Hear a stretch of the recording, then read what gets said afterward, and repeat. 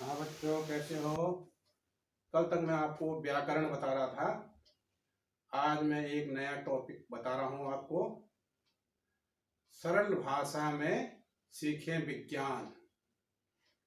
तो विज्ञान के पहले टॉपिक में मैं आपको ध्वनि के बारे में बताऊंगा। साउंड। साउंड क्या है, साउंड कैसे चलती है, ठीक है? क्या ये अपने आप चलती है या किसी माध्यम के साथ चलती है? ओके, तो पहले हम साउंड की परिभाषा कहेंगे। ओके, तो क्या है साउंड? ध्वनि कंपन या विक्षोभ है जो ठोस, द्रव या गैस के माध्यम से संचारित होती है।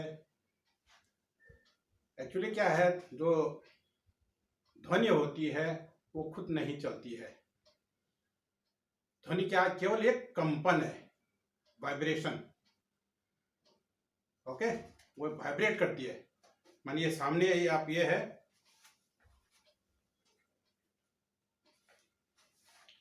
यहां से ध्वनि चला, ये पावर ऑफ साउंड। ये जैसे चला तो ये हिल जाएगा, तो बगल वाले को हिलाएगा, बगल वाले अपने बगल वाले को हिलाएगा। तो इस प्रकार ये तरंग चलती रहती, आगे चलती रहती है। इसको मीडियम की आवश्यकता है, बिना मीडियम के नहीं चल सकती है। जैसे लाइट विदाउट मीडियम ये चल सकती है, इसीलिए उसकी गति बहुत ज्यादा होती है। साउंड को किसी के सहारे की जरूरत होती है दोस्त बच्चों, इसीलिए जो किसी के सहारे चलते हैं उनकी गति बहुत धीमी होती है। जो अकेले चलते हैं वो तेजी से बढ़ते हैं। साउंड की स्पीड कितनी ज्यादा है, और नहीं सॉरी, लाइट की स्पीड कितनी ज्यादा है और साउंड की स्पीड कितनी कम है, ये मैं आगे आपको बताऊंगा। ठीक है, अब है समय और आवृत्ति का संबंध, टाइम एंड फ्रीक्वेंसी। इसका आपस में क्या रिलेशन होता है? ठीक है, टाइम और फ्रीक्वेंसी के क्या क्या क्या, क्या रिलेशन है? F is the frequency, T is the time. F is equal to 1/t। ठीक है, फ्रीक्वेंसी क्या होता है? 1/टाइम। ओके, ये इसका रिलेशन है। अब हम कहेंगे amplitude, time period and frequency, इनका आपस में क्या संबंध है? सबसे पहले मैं आपको एम्पलीट्यूड के बारे में बताऊंगा। एम्पलीट्यूड क्या होता है, तो थोड़ा मैं आपको एक चित्र के माध्यम से बताता हूं आपको। ये पेंडुलम है, पेंडुलम में ये बॉल है यहाँ पर,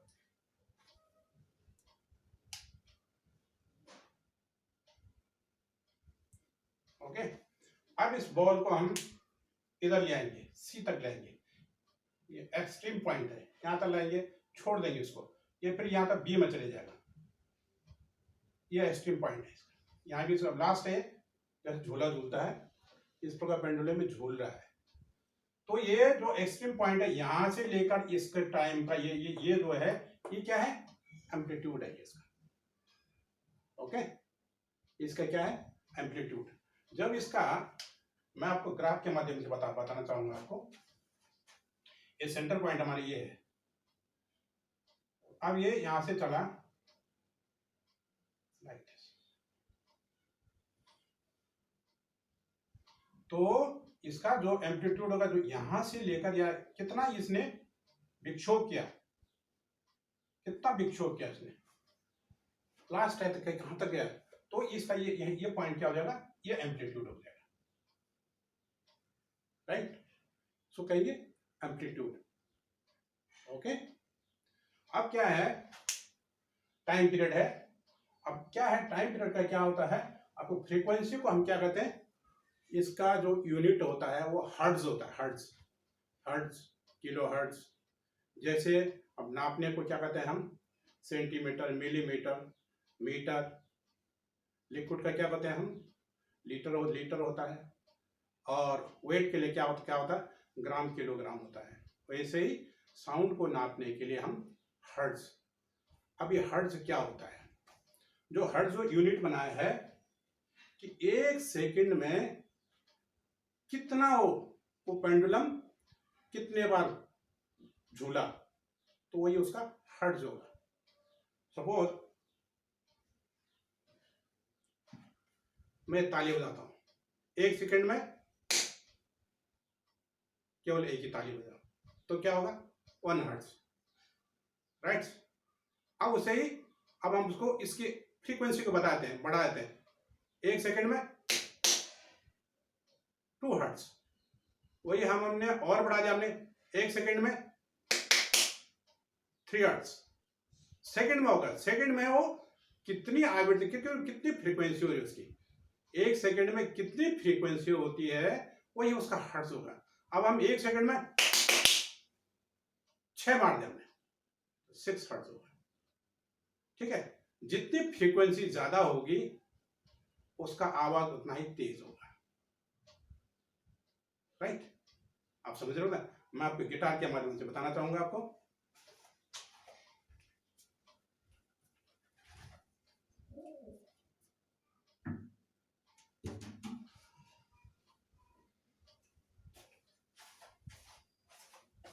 देखिए अब मैं इसको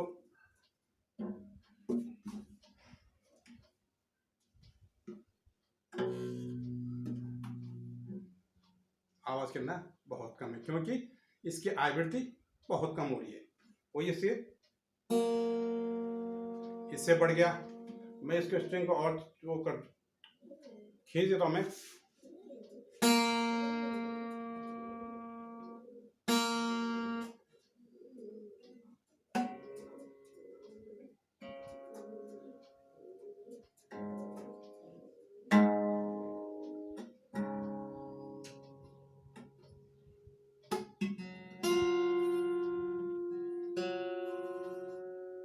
आप समझ रहे हो ना। माने जिसकी फ्रीक्वेंसी जितनी कम होगी वो आवाज उसका उतना ही कम होगा और उसका हर्ट्ज भी उतना ही कम होगा। आपको पता होना चाहिए। जैसे मैंने क्या कहा था कि हमारी जो सुनने की ताकत है, ह्यूमन बीइंग उसका सुनने की ताकत क्या है, ये मैंने बताया था, लिखा हुआ है, ये देखिए देखा, Audible and inaudible sound for man, for मैंने ह्यूमन बीइंग, हम क्या है 20 हर्ट्ज तक, मैंने 20 हर्ट्ज से ऊपर नहीं पीछे हम नहीं सुन सकते, 1 to 19 हम नहीं सुन सकते, यानी 1 to 20 कर दो, 1 to 20 यानी 1 सेकंड में जैसे 1 2 3 4 5 6 7 8 9 10 11, ये आपको सुनाई नहीं देगा। ये ताली आपको बड़ी तेज दिख रही है, किंतु जो आपका साउंड आएगा उसका वाइब्रेशन जो होगा, जो 1 सेकंड में आप 20 वाइब्रेशन आएगा तो आपको सुनाई नहीं देगा,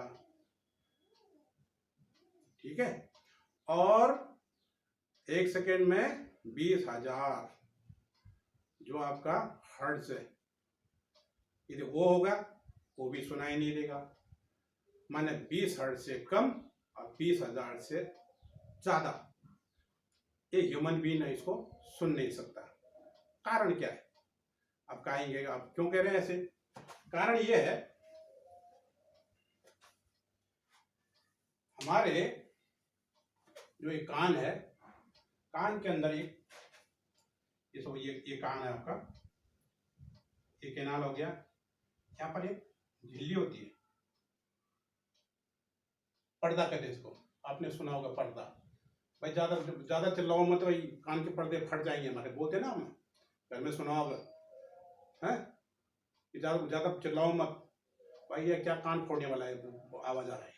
तो उससे क्या होता है, ये वाइब्रेट करता है, जैसे ये साउंड यहाँ से जाएगा हमारा तो ये वाइब्रेट करेगा, वाइब्रेट करने के बाद यहाँ से ये वाइब्रेशन कहाँ चले जाएगा, सीधा माइंड को चले जाएगा, माइंड बता देगा भाई किसका आवाज है, वो डिनोट कर लेता है, ये आदमी का आवाज है या औरत का आवाज है, या इंस्ट्रूमेंट का आवाज है, तबले का आवाज है, गिटार का आवाज है, हारमोनियम का आवाज है, ये सब माइंड इसको सर्च कर लेता है। अब क्या है, 20 हर्ट्ज जब तक जाएगा तो ये हिलेगा ही नहीं, ये पर्दे में कोई असर ही नहीं पड़ेगा। तो जब पर्दा हिलेगा ही नहीं तो या ये ऊपर हमारे दिमाग को क्या जाएगा, कुछ भी नहीं जाएगा ना। और 20 हर्ट्ज से ऊपर जाएगा तो ये क्या हो जाएगा, पूरा खुल जाएगा इतना स्पीड से, ये पूरा ऐसे बंद हो जाएगा, वो हिलना बंद कर देगा। इतनी आप कोई चीज आप ये करो, आप कोई कागज ले लो,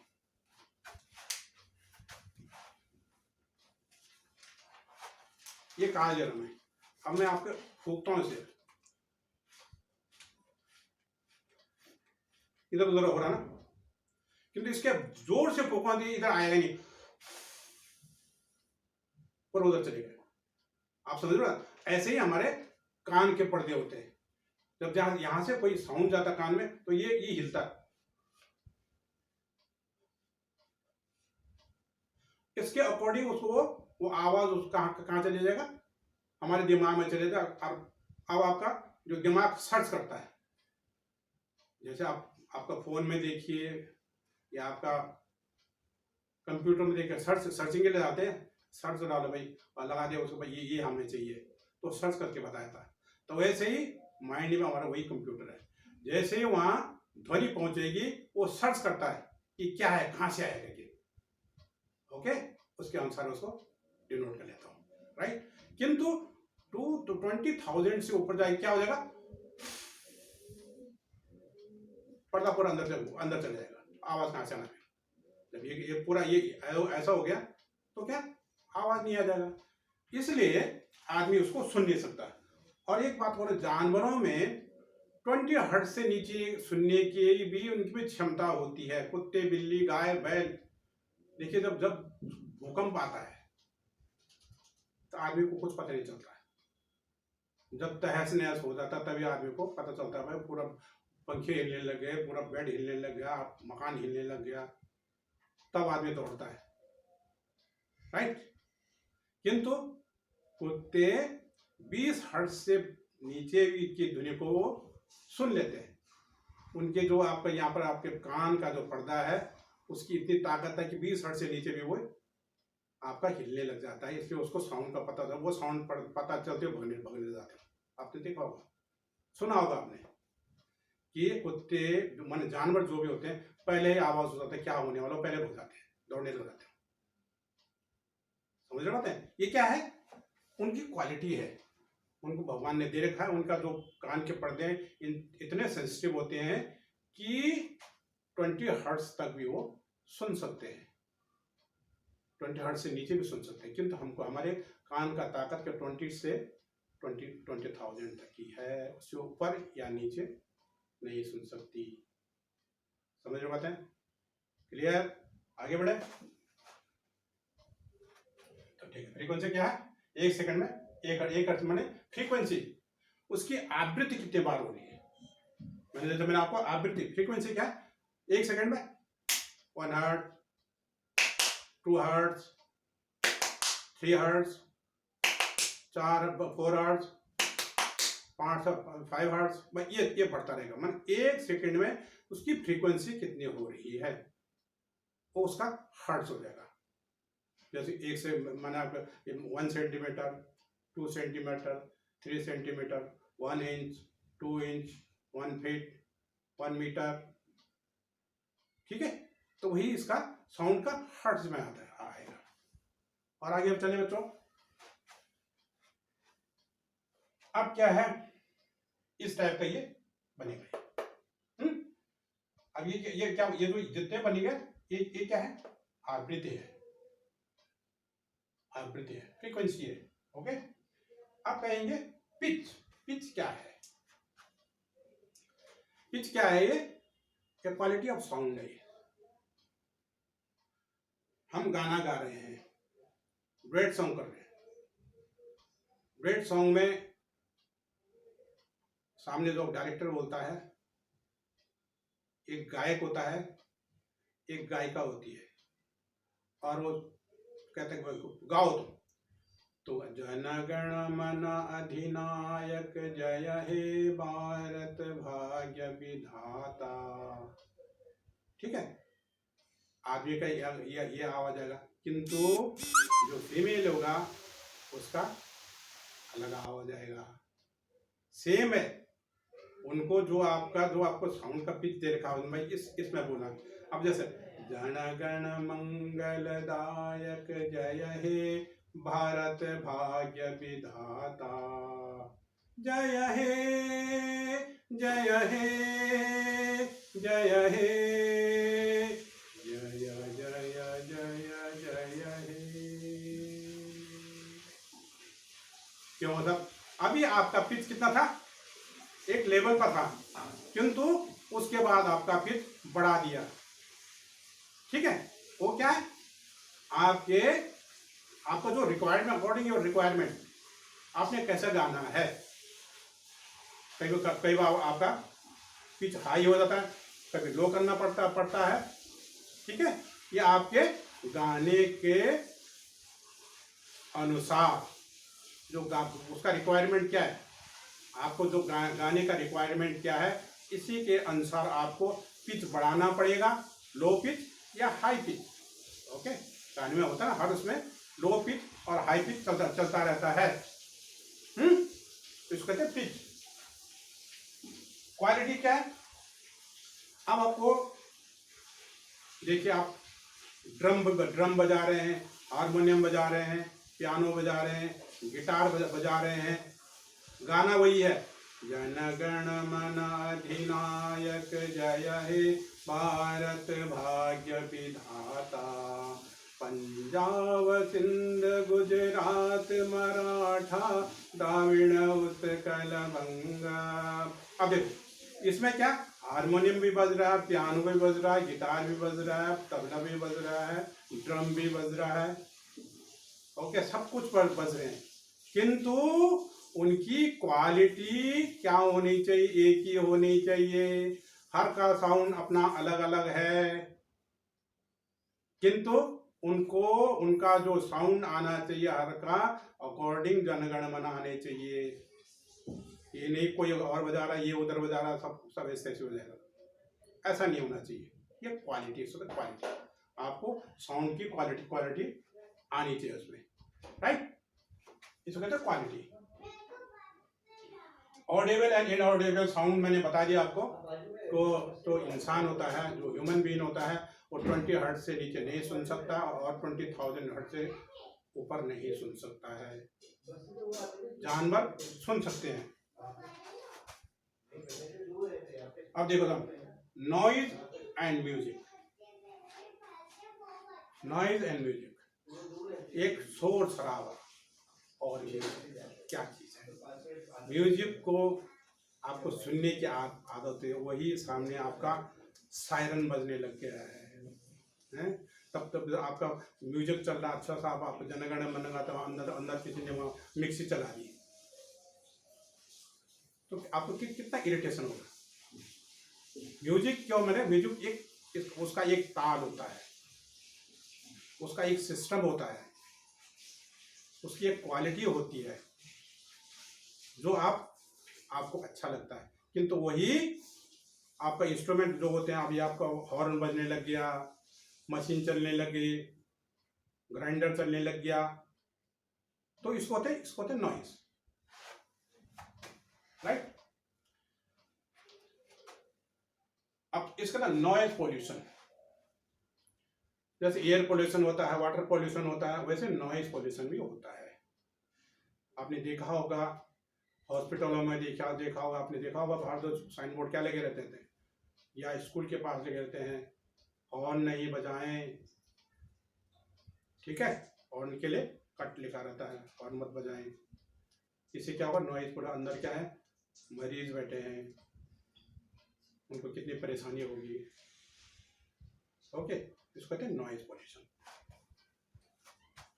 अच्छा, harms of noise pollution. Noise जो मतलब हल्ला गुल्ला जो होता है, इससे ह्यूमन बीइंग को क्या हार्म्स होते हैं? इससे क्या होगा? ब्लड प्रेशर बढ़ जाएगा आपका, आपको नींद नहीं आएगी, तो आपका पाचन तंत्र खराब हो जाएगा, ठीक है? तो ये नॉइज पोल्यूशन से आपको आप माने कि आप देखो आप पढ़ रहे हैं, आप पढ़ नहीं पाओगे। तो नॉइज पॉल्यूशन से ये नुकसान है। अच्छा, अब इंसान में साउंड तो अलग हो गया, मैंने अभी और आगे बताऊंगा कि मैंने क्या कहा था कि साउंड क्या होता है।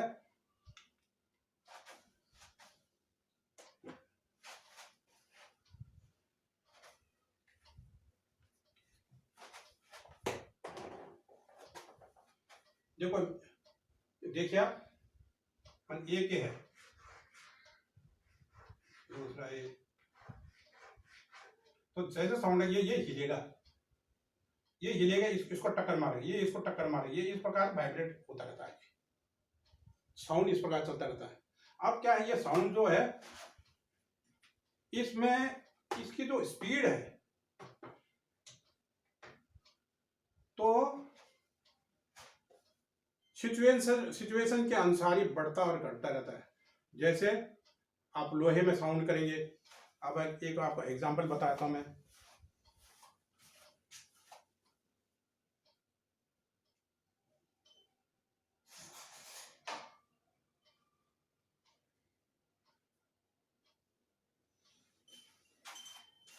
देखिए स्टील में करेंगे हम,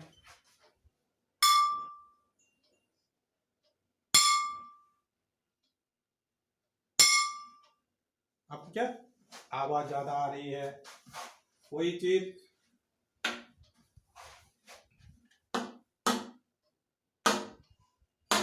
आवाज कैसी आई, कम आई ना, क्यों? इसमें क्या है कि जो सामने वाला आपका मीडियम है उसके अणु, उसके एटम कॉम्पैक्ट है कि नहीं है। जिसके एटम जितने कॉम्पैक्ट होंगे यानी एक दूसरे से चिपके होंगे तो आवृत्ति उतनी ज्यादा हो रही है। भाई अब ये है, ये वही है, यहाँ पर है, इसने मार दिया एकदम साथ, अब इतना दूर है, टाइम लगेगा ना। तो जो कॉम्पैक्ट होगा, अब आयरन, अब जितने मेटल होते हैं ये बहुत कॉम्पैक्ट होते हैं, इनके जो अणु होते हैं, जो इनके एटम होते हैं आपस में चिपके होते हैं, बहुत नजदीक होते हैं। इसलिए जैसे साउंड जाएगा इसमें तो एक के बाद एक एकदम इसके साथ साथ करेगा, ये हिलता रहेगा, ये वाइब्रेट करता रहेगा एक दूसरे से, ऐसा होता है। वही पानी में है, इसमें जब दूर होते हैं उतनी स्पीड नहीं होगी, और एयर में बहुत अलग अलग है, उसका पार्टिकल्स बहुत दूर तक कॉम्पैक्ट नहीं है, इसलिए उसका स्पीड कम हो जाएगा। जैसे मैंने इसमें बताया आपका एयर में, अब एयर में जो होता है ये अलग आपको दिखा है कि आप किताबों में अलग अलग है, कहीं 433 का रखा, कहीं 446 लिखा है, कहीं 440। ये क्या है, अकॉर्डिंग आपके टेम्परेचर, और उसमें उस समय क्या हवा ज्यादा तेज तो नहीं चलती है, आपको हर किताब में अलग अलग मिलेगा, कहीं क्या बता रहा है कहीं में, किंतु उसका कोई क्लियर इतना नहीं है, किंतु ये है कि एक स्टैंडर्ड ये है बताती है 343 मीटर पर सेकेंड एयर में, ओके। और वाटर में है 1493 मीटर पर सेकेंड, एंड आयरन में है 5000 मीटर पर सेकेंड। अभी क्यों बढ़ गया इतना, क्योंकि आयरन में कॉम्पैक्ट है, उसका जो पार्टिकल्स हैं ये बहुत आपस में चिपके हुए हैं, इसलिए उसकी आवृत्ति फ्रीक्वेंसी जितनी फ्रीक्वेंसी ज्यादा होगी आपको उतना तेज सुनाई देगा, जितनी फ्रीक्वेंसी कम आपकी आवृत्ति कम होगी ना, फ्रीक्वेंसी बढ़ रही है आपकी, ओके। जितना फ्रीक्वेंसी हो गया आवाज आपको उतना तेज सुनाई देगा, जितनी कम होगी वो कम सुनाई देगी, राइट, समझे, क्लियर। अब क्या, अब दूसरी बात है ध्वनि की पुनरावृत्ति। एक को आप पहाड़ में जाओगे इधर तो आपको नहीं सुनाई देगा, या आप बड़े बड़े हॉलों में चले जाओगे, सिनेमा हॉल नहीं, वहां तो उसके लिए प्रबंध किया जाता है, खाली हॉल में चले जाओ। आप जैसे जाओगे, आप कहेंगे राम, कहेंगे तो क्या है, राम सुनाई देगा आपको। वही आप यदि पहाड़ में जाओगे कि क्या हो जाएगा, राम राम राम राम राम। आपने पिक्चरों में सुना देखा होगा, जो पहाड़ में नहीं होंगे तो क्या होगा, राम राम राम राम राम होता है। ये ध्वनि की पुनरावृत्ति क्यों होती है? देखो, जैसे कि मैंने आपको बताया है कि एयर में आपका जो ध्वनि है, आपका जो ये साउंड है, उसकी स्पीड क्या 343 मीटर पर सेकेंड है। ठीक है। अब क्या है, जो ह्यूमन बीइंग होता, कोई साउंड सुनता है तो उसके दिमाग में 0.1 सेकेंड तक वहीं पर स्टेबल रहता हो। मान के 1 सेकेंड के 10वें भाग तक वो उस दिमाग में वही रहता, उसका हटता नहीं तब तक। आप समझ रहे बात है? 0.1 सेकेंड तक वो दिमाग में रहेगा। उस बीच यदि वो दूसरा साउंड आ जाएगा तो फिर वो दूसरा साउंड भी आ जाएगा तो 2 साउंड हो गए, तीसरा का 3 साउंड आ जाएंगे। राइट? अब समझ रहे बात है? अब क्या है, जैसे कि मैंने आपको बताया मैंने कि 343 आपका मीटर पर सेकेंड है। अब ये सामने पहाड़ है,